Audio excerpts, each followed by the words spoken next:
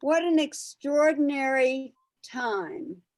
A little uncertainty on the political horizon, a lot of pressure with COVID and health, the pressure on women and their lives as business leaders and taking care of children and families. But an extraordinary time of change for women business leaders. What a time to stop and reflect and learn from women business leadership at the top, women CEOs. And today we have 4 incredible CEOs of different perspectives. And we're proud to welcome you and hear the stories and the leadership. First, just a quick note on WBC. You all saw the Women's CEO report that we put out by the end of October, showing 7.8% women CEOs at the top. And with the appointment of the new CEO of CVS Health, we've reached 8%, and we're going to keep pushing. Every time there's a new woman CEO named, we push it out with support from Catalyst and C200. You will see that on Monday, we release the first of a monthly report called WBC's Women Joining Public Boards. We're doing this with Equilar. What is so exciting as you all read at the report? You remember a year ago, we were 20%, 22% women on boards. This shows in October, 40.2% of board seats were appointed with women. And we have profiled 123 women for 125 new seats. And with it, finally good news for women of color. Of those that proclaimed they're women of color, 44, that means that 33 of them were Black women for the first time on corporate boards. So with that, we are saying that we are saluting, we're watching the data, and we are congratulating women like the 4 that we've got today. Our next major call will be December 2nd for GDKA. That's between Catalyst, Working Mother Media, and WBC. And you'll have 4 major CEOs, 2 men and 1 woman, talk about measuring change. So a big salute now to Robert Reiss, who's CEO of the CEO Show and the CEO Forum and on our board, and Becky Shambaugh, the CEO of Shambaugh Leadership, also on WBC board. But before that, let's just think about who's on today very quickly. Our friend is clearly Stacey Stewart, CEO March of Dimes. We were both president of the same high school, I think a few years before her, Stacey. But what you've done in the private sector and now March of Dimes. To Shoshana Grove, you'll hear her story. She started out as a mail carrier, if you can believe that. And Gina Drosos, she's running the largest retail store for jewelry, Signet. And thank you, Robert, for the nomination. And to Cara Goldin is a real name. And we will hear from her, but she's certainly undoubted, and she's certainly in leadership with major recognition. So we turn this over now to Robert and Becky, but honoring in the tradition, but this time 4 major CEOs, a real hats off gratitude to you, Robert and Becky.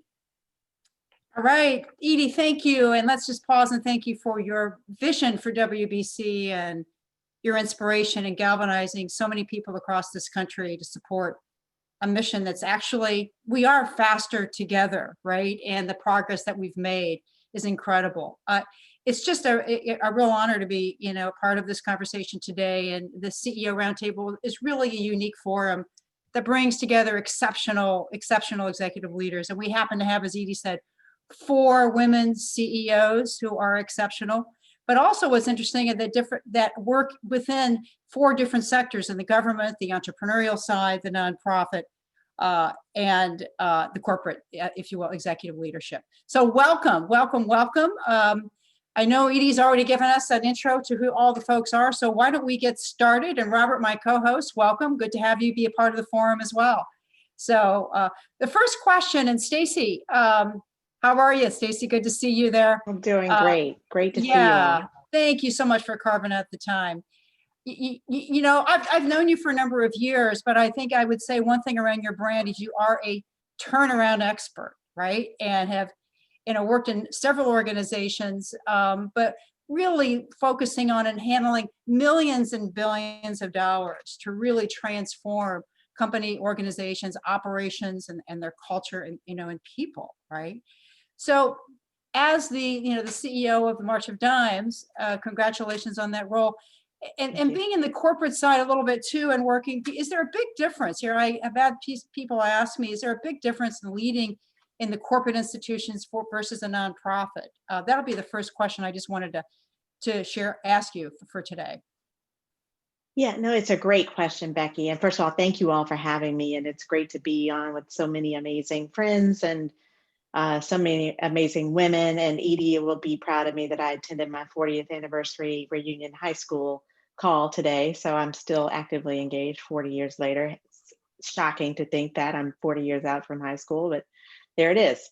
So, I think, Becky, the question is really great because a lot of people tend to think of nonprofit leadership as something entirely different and a little bit less stressful and less hard charging than for-profit leadership. And I just have to tell you, I've worked in both. I've worked in companies, I've worked in nonprofit, and essentially the kinds of leadership skills and the kinds of strategic questions and the kinds of issues that come up in the for-profit side are exactly like the nonprofit side. At the March Dimes, we have a lot of corporate partners.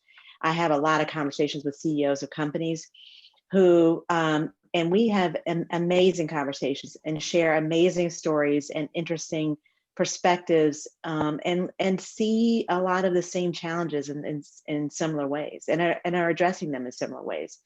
And so one of the things that I have really understood is that the role that I play as the CEO of a major national nonprofit is all about strategy and vision and leadership and talent and dealing with technology issues and dealing with the pressures on how to attract more revenue and all of those things and how to be relevant in this marketplace, right? All of those things are the same thing that I struggle with and deal with on a daily basis.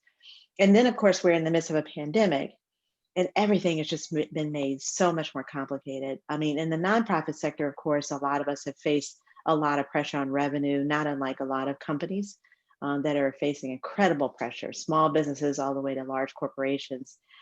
There's some that are doing well throughout this time period, we know, and then a lot of us are really struggling to make it through to 2021 to make sure that we can survive through that period of time and actually even come out on the back end really thriving. And then I would also just say that, for a woman of color, it's been a very interesting time with all of the social unrest in the world. It's really helped to shine a spotlight on the issues of diversity and inclusion that we still are struggling with in this country. And as we know in the nonprofit sector, we've got a lot of issues with diversity too. We have 75% of the workforce at nonprofits are women, but only a smaller percentage are actually CEOs, and it's even a smaller percentage of women CEOs who are women of color like me. So when I look around, I don't have a lot of folks that look like me. So here I am, waving the flag. But I do think we're making some progress, but it certainly is my job at the March Dimes to ensure that we can build a high performing workforce that is diverse, that is reflective of America, that includes women, It includes women of all types, of all races and all ethnicities. And I think I'm in a unique position to sort of do that as a woman myself, having gone through many of those struggles, both in the for-profit sector and the nonprofit sector as well. I would agree. And it sounds like a lot of what the themes are is strategy, of course, but it's really around people, talent, right? It's really around the equity piece of that. So I'm going to turn it over to Robert, and I think Robert's going to take a deeper dive on the equity piece with you. Robert? Yeah, so hi. So Stacey, you had mentioned before about how few women CEOs are non-for-profits. And you and I have spoken about this, that it's really disproportionate, the amount for the amount of people involved, and especially women of color. So talk about really your strategy in what you're doing at March of Dimes to drive equity, gender equity, and diversity and inclusion. Well, you know, it's so interesting. Again, the similarity between the nonprofit sector and the for-profit sector. We're talking about diversifying boards. Why? Because we need to have women at the table, making decisions, helping companies to succeed. That is the same thing in the nonprofit sector. There are many nonprofit boards, especially large national, global nonprofits, that are not as diverse as they need to be. And so one of the things that I'm doing is like starting at the top of the house, right? Working with my chair of my board right now, and identifying opportunities for new voices, new roles, women, people of color, to serve in the spots on our board, so that we have that diversity of thought at the highest level in the organization, and that I have partners who bring that that sense of inclusion, that importance of inclusion, to our strategic thinking as an organization. But then as we go through the organization, you know, we're doing everything we can to ensure that every single position that we hire for has a diverse pool of women, of people of color, building that into our policies in every position in the organization, supporting our employees with employee resource groups. I mean, these are things that companies have been doing for a long time. We have, again, about 75% of our workforce are women. We need to make sure that that people, LGBTQ plus individuals, and African American employees and Hispanic employees and others feel like they can bring their full selves to work, right? When they come to March of Dimes. And why do we need to do that? Because in our work around maternal infant health, we have a huge issue around health inequities in this country. We have Black women that die at a rate of 3 to 4 times that as compared to white women in this country, shockingly. In the US, we're considered the most dangerous developed nation in the world in which to give birth, and it's especially true for women of color. We have infant mortality inequities where Black babies die at a rate of twice that of white babies. If we don't have a workforce and a board that reflects the communities that we serve, we will absolutely not be able to effectively serve those communities. So it's my job. It's a business imperative as the CEO of the March of Dimes, as well as just the right thing to do, to ensure that we have all of the efforts around inclusion and diversity for women, people of color at every level in the organization, and it becomes an organizational priority.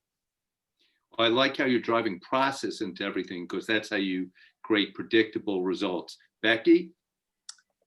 To add to that complexity, you know, Stacey, is on top of building process, we've seen an exodus of numbers of women leaving organizations. And, you know, I think the pandemic is just like taking the Band-Aid off, right? I think so many things have come to the surface and are so much more visible.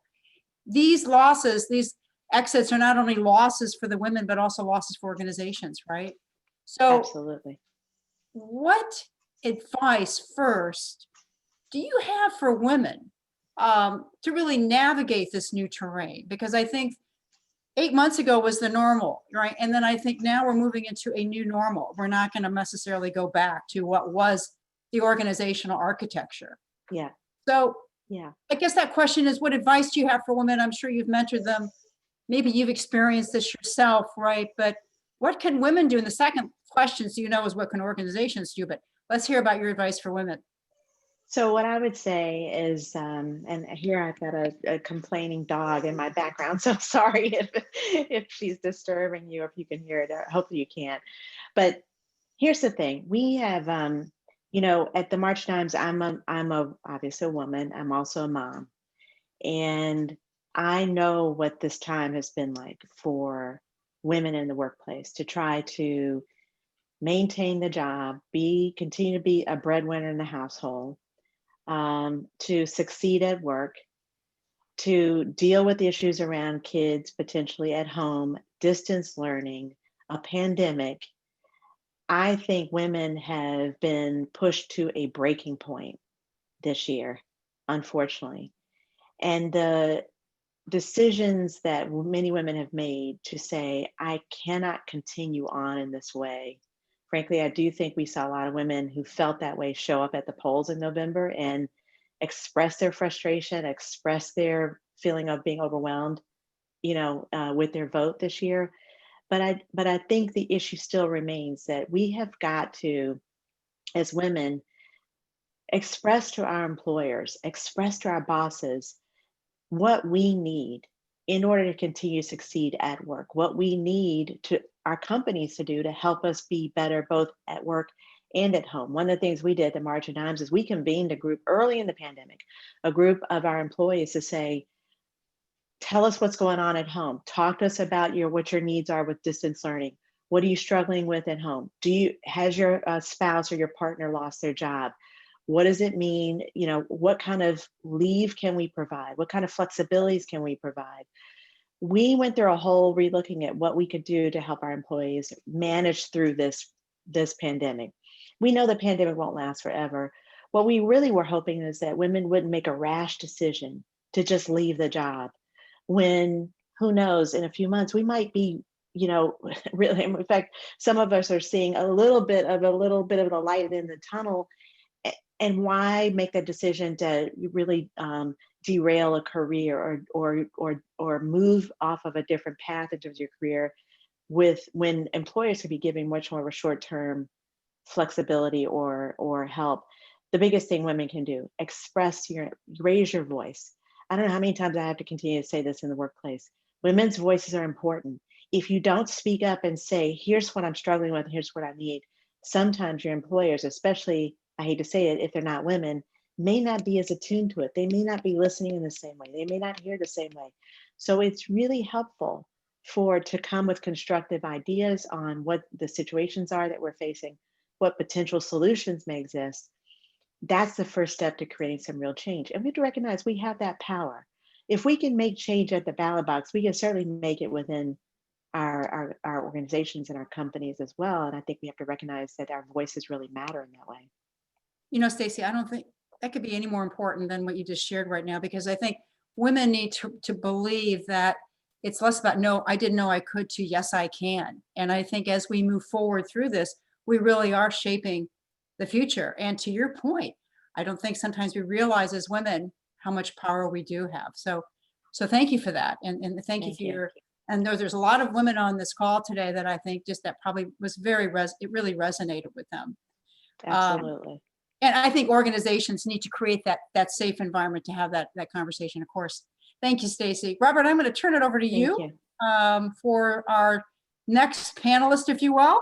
Absolutely. And thank you, Becky. And real excited because Gina Drosos has a great background in that, you were president of beauty at Procter & Gamble, which is one of the all-time best-run corporations.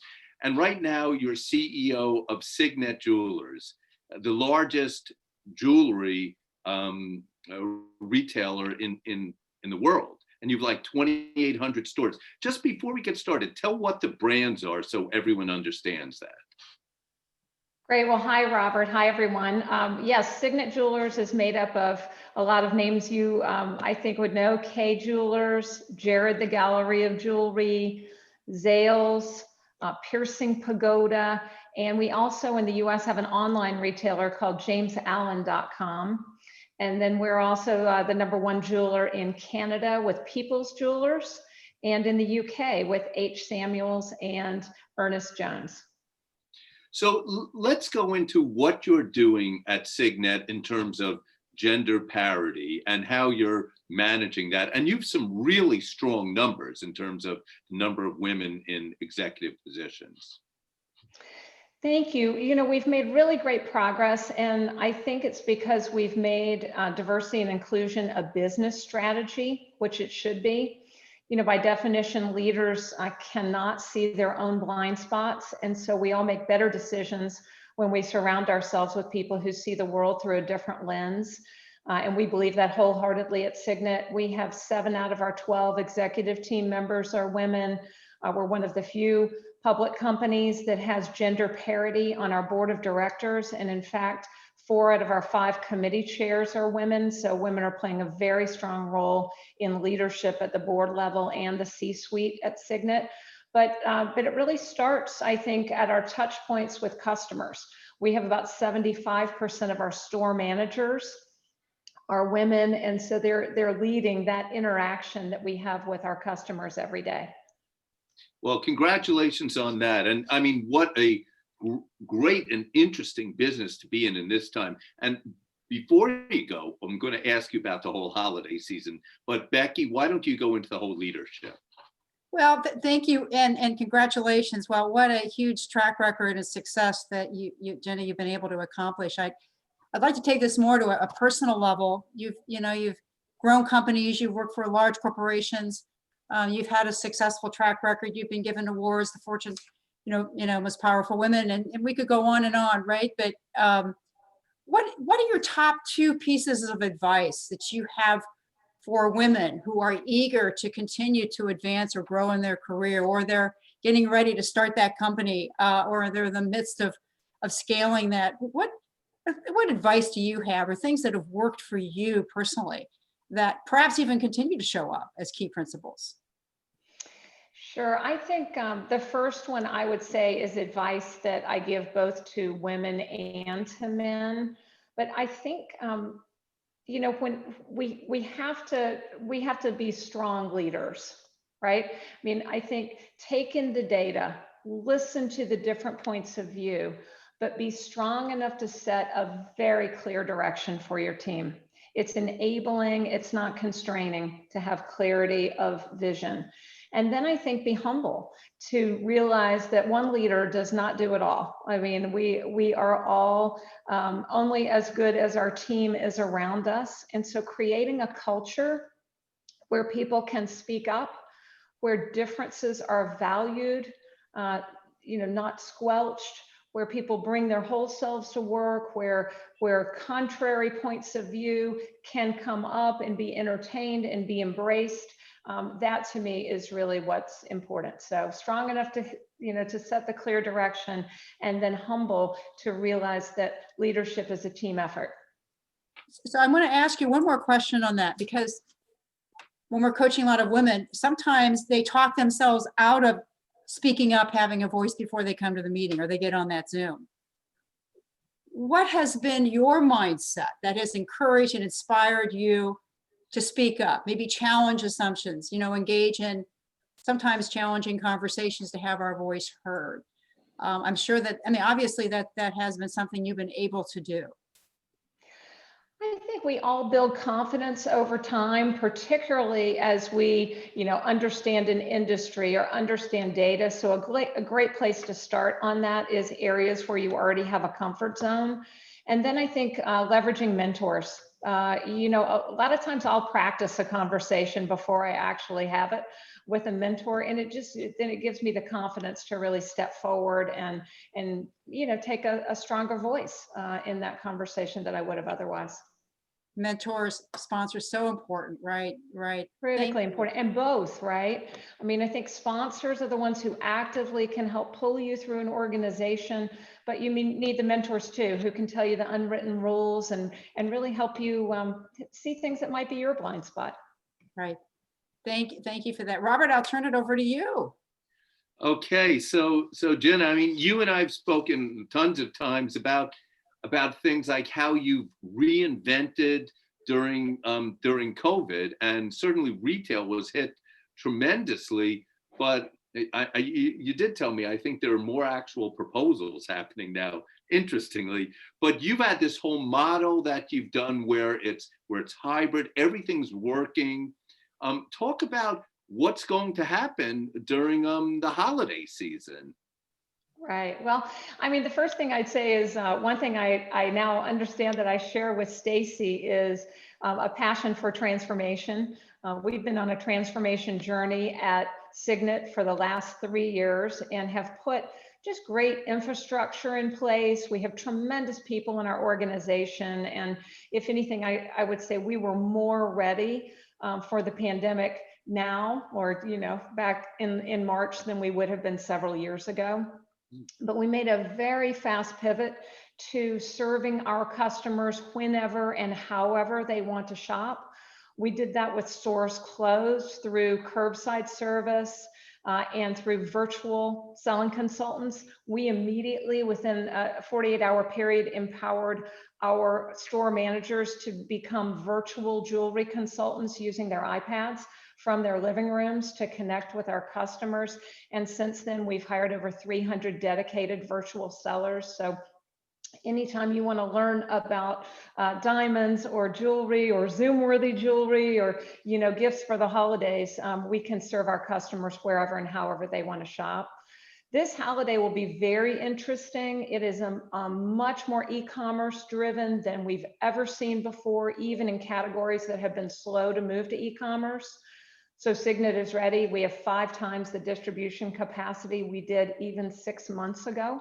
So we've been very aggressive on getting ready because we don't want anyone to not be able to celebrate life and express love this holiday. You know, relationships are more important than ever, I think, in a time like this. And we're certainly seeing that from our customer research. And as you said, engagements are up. I mean, people who've quarantined together, 93% of them say their relationship is the same or better than it was pre-quarantine. We also have a lot of new merchandise that we have ready for the holiday season. I think people are looking for, you know, that bright spot in what's been a really tough year. And I just echo what Edie said a few minutes ago. I think women have been particularly hard hit during this pandemic. Especially young moms who are trying to homeschool and do their jobs, you know, from their office at home and everything else. And it's a, you know, wonderful time to respect and recognize them this holiday. I think a lot of people will be thinking about the role that they've played that's so important in this year. Well, Gina, continue to bring joy to people during this holiday season. And I bet with everyone on Zoom, everyone's going to need jewelry. It's not like my friend Tony Shea from Zappos, not as many people get new shoes now, but you are in the great business. Congratulations on increasing your distribution capacity 5 times. That's great. So a pleasure speaking with you again, Gina. Great to speak to you too, Robert. Thanks for letting me be part of this. It's such a great forum. Absolutely. So now, Becky. All right. Did I call you Becky? I mixed up back to you and Becky after a zillion times. Things happen. Right. Thank you, Robert. Shoshana Grove, CEO of International Bridge. Welcome, welcome, welcome. It's wonderful to have you here. We also want to thank you for your leadership throughout the years for women in logistics. And people may not know that, or they may, that you were the president of the Executive Women in Government. So you've had a journey of being an successful executive leader, but also really has had a passion and a vision, and you've moved from conversation to action and really helping women to move the needle. So thank you for that. Thank you so much. Thank you. Yes, of course. And I know you've served in many roles here, and I know now that you're at International Bridge, I think you've put your stake in the ground, an ambitious stake, but I know in you it's doable, to increase the number of women in the organization by a significant percent. So talk to that with us.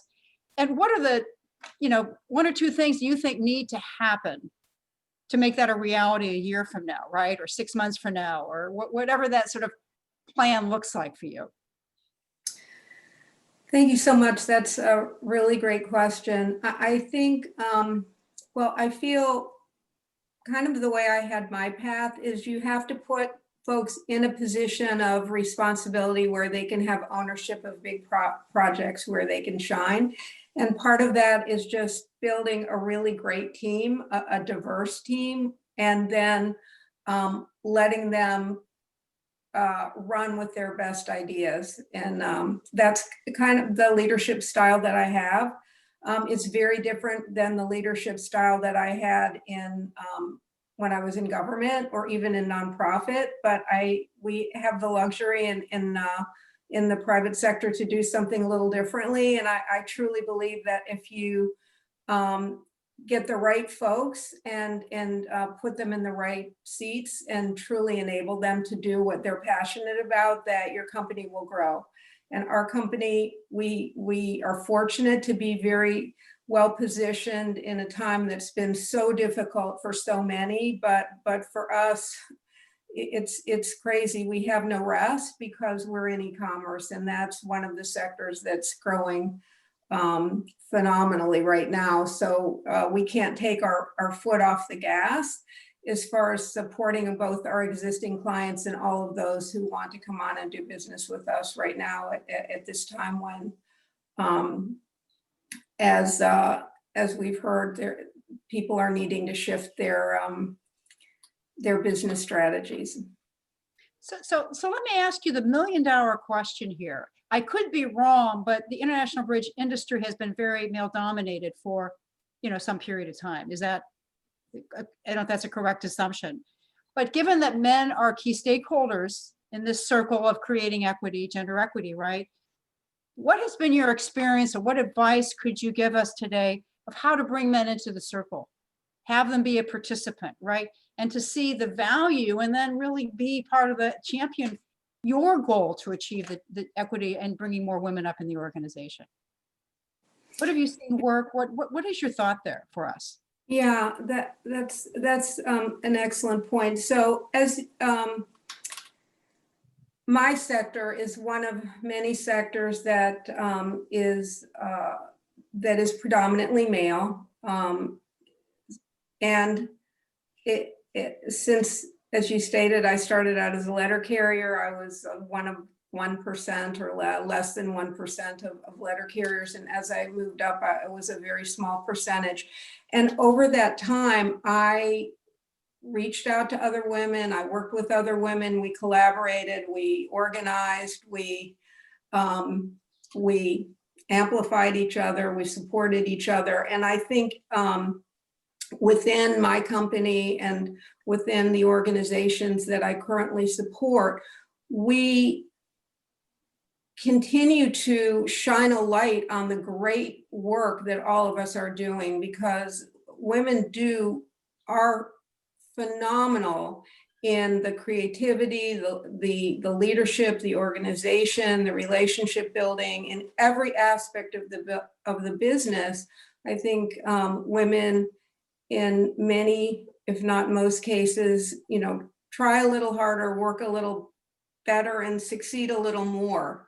And that, I think it's a matter of just really highlighting that. And within my company and within every leadership role I've had, I feel that women feel more comfortable if they know that there is a woman in leadership that they can reach out to, that they can talk to, or just to know that they're there in a supporting role.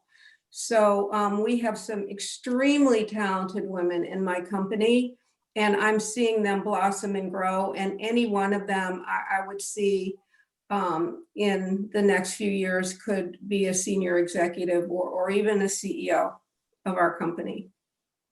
Yeah, that is great. I think it's less about the gender sort of conversation. It's more about shining the light on their greatness, right? Shining how they're impacting the business, right? And moving beyond labels, right, to the business at hand. And how I love your more inclusive sort of lens on how to create this balance of leadership, right? We're all in this together. Let's move beyond the gender piece. Let's really look at performance and how we can all complement each other. And then really featuring and highlighting that. I think it's very powerful. And I know it's going to work for you too, and it probably already is. So thank you for that. Yeah, go ahead. Thank you. We're doing pretty well. So, well, we'll check back in a year from now and we'll celebrate that. Robert, I'm going to turn it over to you now. Okay, thanks, Becky. So Sho, you're sort of what I would call a triple threat. you've led government, you've led non-for-profits, now you're leading profit organizations, public companies. So from all of these, what are like the overlaps? What are the common themes that resonate through all three, through the backbones of all three, in terms of being a good leader? Well,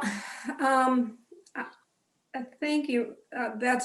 Thank you. That's a great question. And I don't know so much as about being a good leader. I hope I've been a good leader, but in terms of being successful in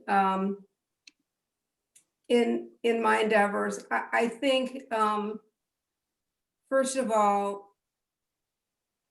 just working really, really hard is very important, and I know everyone here has worked extremely hard to get where they are. But I think leveraging relationships is something that has been an overlap between the three sectors that I've been in. So in government, as I was very active in any type of employee outreach, employee involvement, diversity and inclusion. I volunteered for everything that I could in those areas because I always felt it was so important. I worked first as vice president and then as president and immediate past president of Executive Women in Government. We worked closely with OPM on the goals of getting more women into the senior executive positions, and we established there a mentoring program that has been going on for 6 years with over 100 graduates of that mentoring program to move women into the SES.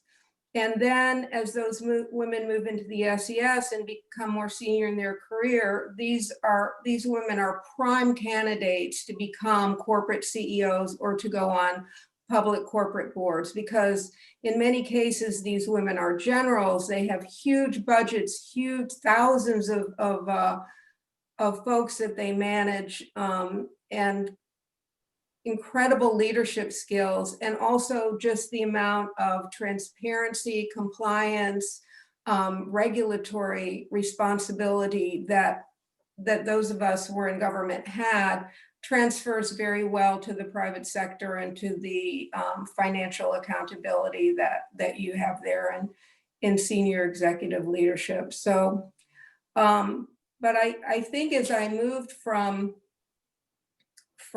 government and the nonprofit work that I did there into the private sector, I think one of the reasons that I was so happy to do that and wanted to do that was because of the relationships that I had built in my industry over time, and that I truly love and care about the people in my industry that I've worked with for decades. And I didn't want to leave that behind. And I've been able to continue to work with those folks as I've transitioned into the private sector. And I think it's been good. That is terrific. And congratulations on the important work you've done in all areas of work.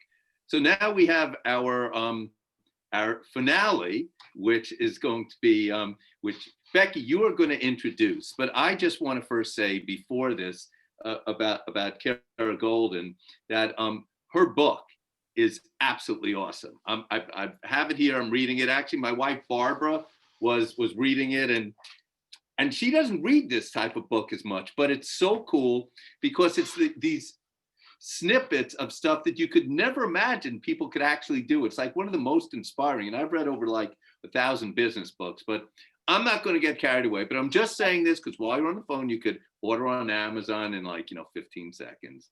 But anyway, that's my unpaid commercial to do for you. But I absolutely love that book. On to you, Becky. Thanks, Robert. Kara, welcome. Wonderful to have you here.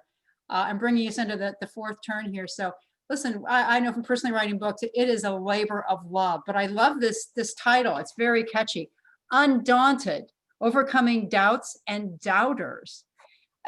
Two questions. I mean, you've got a busy life, right? What motivated you to write this book, number one?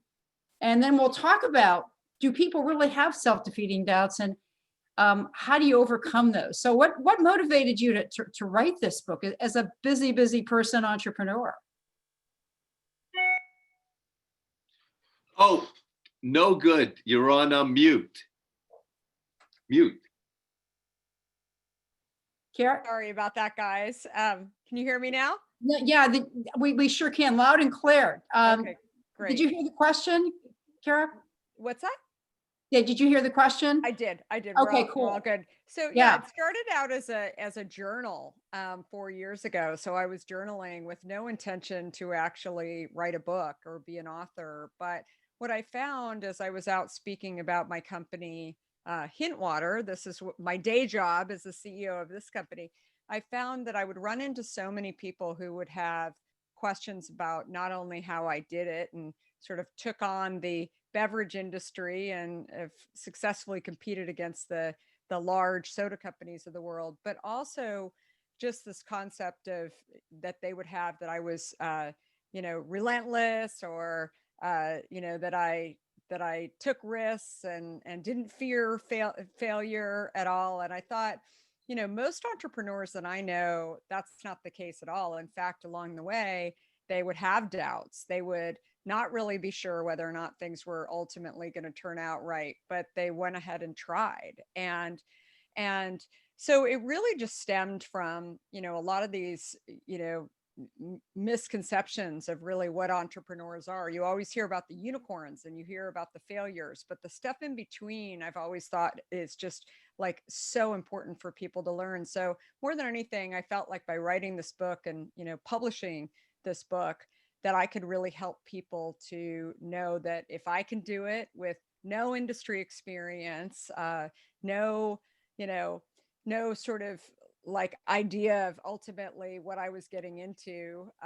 And like I said, taking on probably the most competitive giants out there in an industry of over 2,000 beverages. And today, by the way, we're the largest non-alcoholic beverage in the country that doesn't have a relationship with Coke, Pepsi, or Dr. Pepper Snapple, coming from somebody who had no experience and wasn't supposed to be able to do that in 15 years.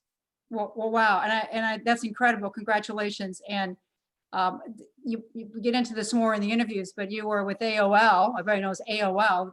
You were executive there. And then you took some time and went from AOL to this whole different industry, body of knowledge, and kind of started, I'm sure, with how am I going to do this? Right. So, but entrepreneurs are very successful, I think, in understanding the chatter in their head, which they all have, that can be gremlins, but then they shift that mindset, right? So as I said with Stacey, to no, I can't, but yes, I can, right? So if we could just get a little soundbite of some of your great messaging in the book, how can we mitigate those gremlins, those self-doubts in our head? What are 2 or 3 things that we can do to make that happen? I think first of all, it's totally normal. And what I learned is I was, the youngest vice president at AOL and one of the few female vice presidents there. And, I was managing a whole group of people. I sort of felt like, that was like the Mecca, right? I'm supposed to like love what I'm doing. And the reality was that I didn't feel like I was learning anymore. Like I had sort of reached this plateau, and I wasn't sure why I was like feeling the way that I was feeling every single day. And I think, I didn't start Hint to actually be an entrepreneur. I started it because I saw this problem around what I was drinking, Diet Coke, and found that it was not making me as healthy as I wanted to be. And when I gave it up, I found that I lost over 20 pounds in 2.5 weeks. My energy levels increased. My skin got better, lots of different things. And I thought, I've got this idea and I know how to fix it just by throwing fruit in water. It helped me to drink water. And that's what I can ultimately help other people do and really change health. And again, like when you don't actually know what you're doing and you don't have experience, you're getting yourself educated, right? And as long as you believe in yourself that you're a smart person, I really feel like every single day we're gifted with these ideas, these problems. Like, why doesn't this product exist? Why doesn't this service exist? And why not just take this time to go out and ultimately go and try and start it? And maybe you find out a lot of things about it, including the fact that you can actually do something. But I think it really just, I think the doubts kind of naturally go in when you think about about life, when things are hard, when you don't really know what you're doing. I mean, it's kind of stressful, right? But once you actually figure them out, then suddenly, you can kind of pat yourself on the back to say, okay, I got it. It took me a little while, but it's a very, exciting time. And so I think that is really, the game changers that have really gone out, and, women as well as men that have started these companies. That's really what I found has really given me the most inspiration, to sort of know that it's okay to have doubts. It's okay to have fears. It's okay to even have failures along the way, as long as you learn from those failures and try Right. and figure out step by step how to ultimately move forward. Right. Well, I'm hearing from you from afar, but I'm hearing that a core value of you is continuous learning and being curious, right? I mean, I think Totally. that's a calculus for building and doing great things, right? And being the best that we can be. And who would have thought you land up here but it was your openness and your curiosity, right? Yeah, Yeah. totally. And I think, I think about the pandemic and something that you guys mentioned, how many people are maybe rethinking their role, maybe, they were furloughed or laid off. And, I think it's no better time to start to think about, not only what do you really want to do, but what are you curious about, right? Like the concept of, oh, I don't know how to write a business plan. Like, if you know how to use Google, you can actually figure out how to write a business plan. And if nothing else, maybe during this time where you're in transition, you actually say, I learned how to write a business plan. And that's pretty darn cool, right? Like, you should Darn pat right. yourself on the back for that. And I think that is really what we need to be hearing and doing right now. And I believe that everyone can ultimately do that. Yeah, that's great. That's great. I think it's just inspiring people to really look at what possibilities can be and believe in it, right? Yeah. So, Robert, I'm going to turn it over to you, my friend. Okay, so I have to tell you, in knowing Carrots, it is such an amazing story. Just imagine yourself there with 4 young kids under 6 years old, pregnant, having and just taking $50,000. That's it, and starting a whole new company against this giant industry. It's amazing how you've done it. So what is it? Tell the story of how you went in pregnant and approached Whole Foods. And there's so many things you overcame like this, but I think this is just inspiration that anyone can do it, Kara. Yeah. So one of the chapters in the book is I found out, I decided to build this company, and I found out that I was pregnant with my 4th child at shortly after I had already written the business plan, already committed to myself that I was going to go do it. And so I shared with my husband that I was, that this was going to happen. That's a whole other story, that he was shocked. Here I am, a tech executive that's fairly marketable at this point, and I could go do something else, but I have this idea to change health around creating this product. So I developed the product. My timeline was my baby was going to be born on 6 months later. And so I had no idea about how long it would take to actually develop a product. So that really was the date.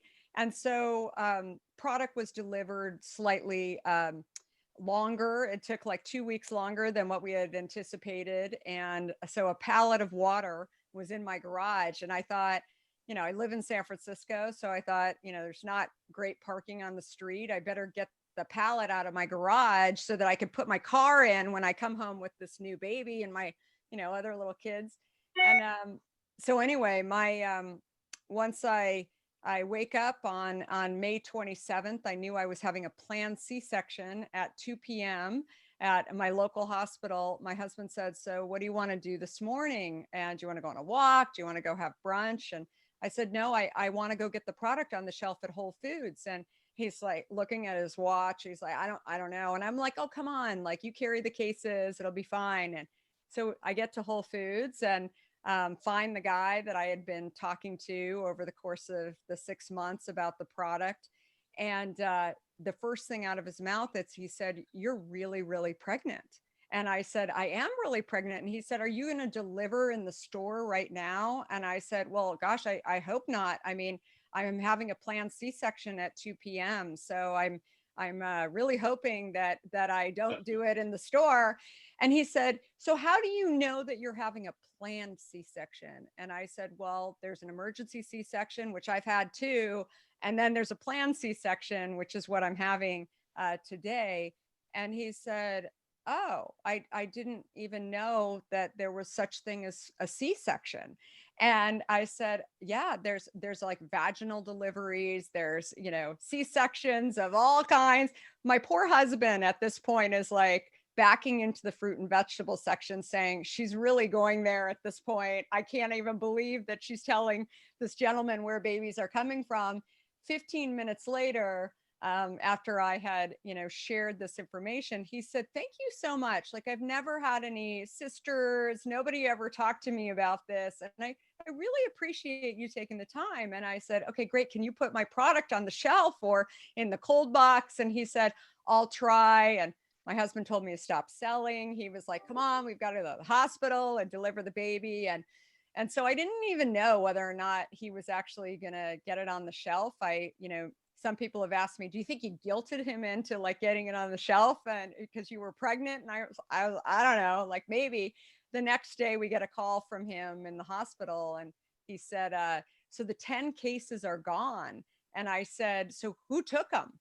And I mean, I had only gotten as far as like getting it on the shelf. I didn't think like 10 cases would be sold overnight. And so that was the beginning of Hint 15 Wow. years ago. And yeah, it's a crazy story, and I think it really stems from something that we were talking about earlier, where like people actually do like to be educated at every level, and even the guy at Whole Foods merchandising and talking about babies, and that to this day is the course that where Hint started. Amazing. That is great. We are coming out of time, but Becky, if you have one quick question. I had just one quick question. I'm sure all of us on this call are very curious about all of the great CEOs on the call today. But okay, so you've written a book, you do a podcast, you run a very successful company, you're a mother, you're a wife. How do you get renewed? What do you do to refresh, to re-energize yourself? I can just feel the energy on the other end here. So we want your secret sauce. Yeah, I hike every day. I mean, we left San Francisco. We live in Marin County, like 20 minutes over the Golden Gate Bridge. And I purposely found a house that backs up to 100 acres of trails. So I'm on the trails every single day, which I think is key to sort of like finding your peace, is finding your environment that you really love being in. Yeah, and we can always make excuse, I don't have time to do it, right? But I think you've got to have a mindset that you're better for yourself and others if you create that 1 hour, 30-minute or whatever space every day for yourself, right? So I think it's making that meeting with yourself. So that's a great piece of advice that we'll pass along to others today. So thank you so much, Kara. It was wonderful to have you here too, and all the panelists. You great information, practices, personal stories and journeys that I think we can all take back and apply back in our day-to-day. So Robert, I will turn it over to you for the wrap-up. Okay, so for the fun wrap-up, I have a lot of notes, but I'll say like one idea from each person. So what I got from Stacey is you have to make an environment where everyone is able to bring their whole full self to work. That's the goal there. And from Gina, I mean, a big thing that I mean, I've interviewed like 750 CEOs before, but your statement that CEOs can't see their blind spots is so true. And that's why you need to bring the whole team together with you. And Joe, a big thing that you've done in every single element there is you talked about how the heart is leveraging relationships. And Kara, I guess from you, we know that you got to hike every day, which is a cool thing. But also, and in knowing you, it's so funny, Becky picked this up. Curiosity is, I think, your core characteristic. So be curious, but also be undaunted. So on that note, I want to thank everyone. And remember, go to WBC's website, wbcollaborative.org, and look up on December 2nd, we're going to have another CEO event, and then again on January 26th. So look at that. 2 minutes to go. We did it. Well, everyone has time. But great being with all of you. Yeah, and Robert, thank you to all of you. Let's, as you said, shine a light on what women are doing. These 4 women CEOs are extraordinary.